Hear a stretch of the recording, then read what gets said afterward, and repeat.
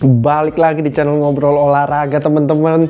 Hari ini kita mau mengupdate ya untuk kompetisi Sudirman Cup beregu putra dan juga putri untuk di cabang olahraga bulu tangkis. Nah, jadi sebelum itu teman-teman yang belum subscribe boleh di subscribe dulu, boleh dikasih likes juga karena untuk mendukung channel kesayangan kita, channel Ngobrol Olahraga, supaya semakin seru, semakin banyak dari kita bisa sama-sama ngobrolin olahraga.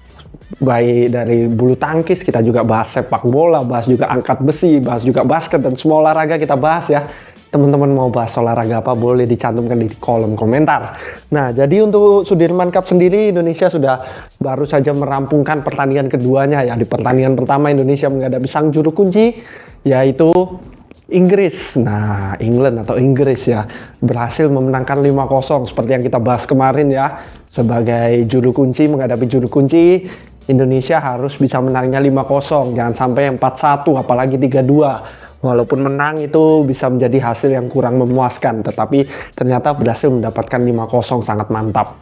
Dan untuk pertandingan kedua Indonesia menghadapi tim yang juga cukup menyeramkan ya, di mana tim ini adalah juara bertahan Piala Thomas. Nah, yaitu adalah India.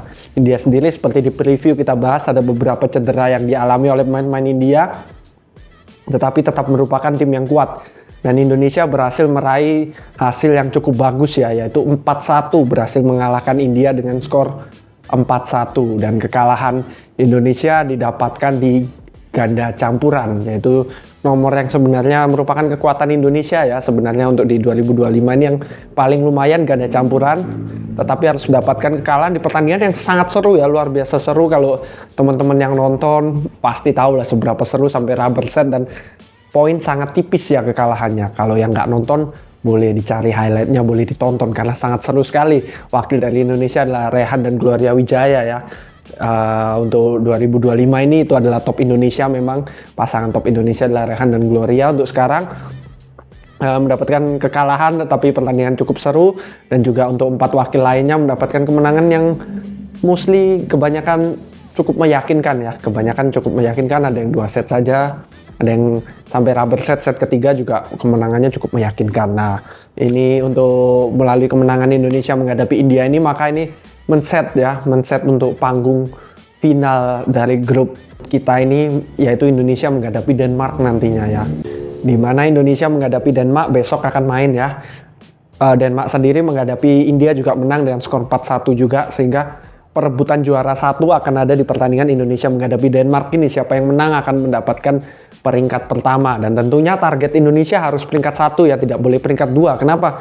Karena kalau peringkat 2 kemungkinan besar di grup sebelah yang unggulan utamanya adalah Jepang, dan sangat berat menghadapi Jepang ya. Jepang sendiri walaupun secara unggulan poin di bawah Indonesia, Indonesia adalah unggulan 2, hanya China saja yang di atas Indonesia secara poin dari BWF itu sendiri. Tetapi kalau secara dari saya pribadi sih Jepang lebih unggul ya daripada Indonesia di atas kertas. Jadi kalau saya peringkat 2 harus langsung bertemu Jepang itu akan cukup berat. Jadi Indonesia harus bisa mengejar peringkat 1 grup, sehingga nanti saat lolos bisa mendapatkan lawan yang lebih ringan terlebih dahulu, barulah melawan daripada Big Four yang ada di Sudirman saat ini. Karena saat ini Big Four-nya adalah China tentunya, Indonesia, Jepang, dan juga Korea. Itu adalah Big Four yang berat-berat ya. Itu akan bagusnya kalau bertemu di semifinal, jangan sampai bertemu di perempat final karena akan sangat berat kalau para Big Four harus sudah bertemu di perempat final. Sehingga target Indonesia untuk menghadapi Denmark besok tentunya harus menang ya. Mungkin teman-teman kalau nonton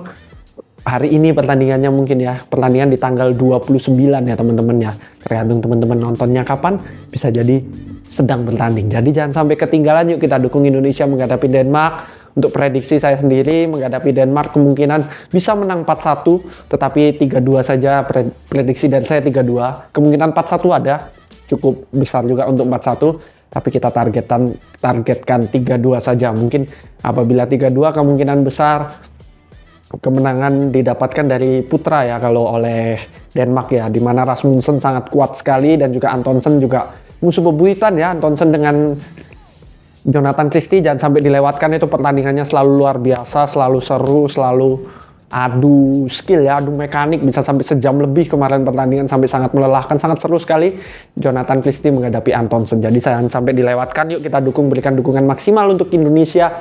Semoga Indonesia bisa menjuarai grup ini dan lolos ke babak selanjutnya dengan maksimal.